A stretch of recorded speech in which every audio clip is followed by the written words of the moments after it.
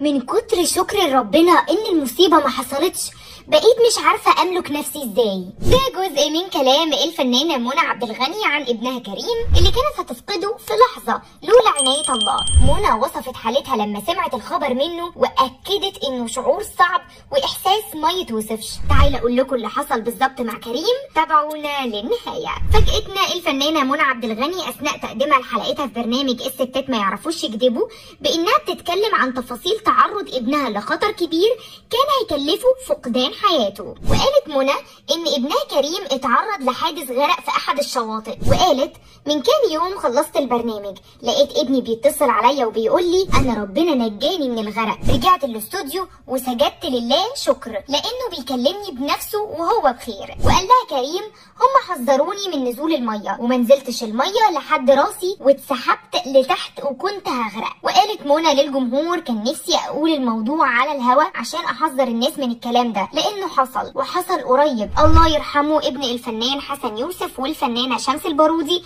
ربنا يربط على قلوبهم يا رب. وكملت كلامها وقالت من كتر شكر ربنا ان المصيبه ما حصلتش بقيت مش عارفه املك نفسي ازاي. عايزه اقول لو حادثه واحد ربنا نجاه واتدغدغ فالحمد لله. نقول زي عمر بن الخطاب ما علمنا الحمد لله انها مش اكبر من ذلك، والحمد لله انها لم تكن في ديني، الحمد لله انه الهمني الصبر عليها واني شكرت ربنا. منى عبد الغني اتولدت في القاهره سنه 1961 وحبت الغنى من طفولتها وانتسبت للمعهد العالي للفنون المسرحيه بعد الثانويه العامه ودرست الموسيقى. في اوائل الثمانينات انضمت منى عبد الغني لفرقه الموسيقار الراحل عمار الشريعي مع حنان وعلاء عبد الخالق. اصدرت الفرقه ألبوم واحد بس وبعد كده اتفرق كل اعضائها وكل واحد فيهم شق طريقه بنفسه. سنه 1985 اتجوزت من الموسيقار شريف سلامه وانجبت منه ابنها كريم وبنتها ريم.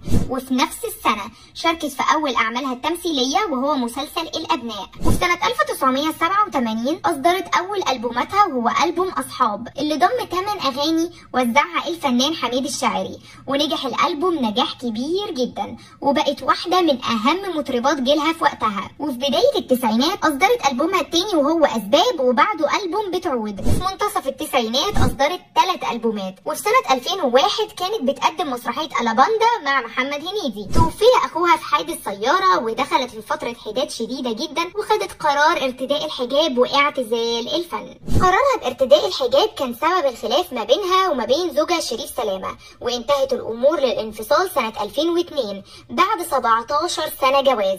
وبعد سنتين قررت العوده للفن من جديد بالحجاب وشاركت في مسلسل الامام النسائي الامام محمد عبده. واتجوزت للمره الثانيه سنه 2006 من رجل الاعمال محمد قورة واستقرت حياتها الاسريه. وبعدها شاركت في مسلسلات دينيه واجتماعيه مختلفه وقدمت برنامج الستات ما يعرفوش يكذبوا من سنه 2012 لحد النهارده. كمان رجعت لغنى اغاني بتحمل معاني دينيه واجتماعيه.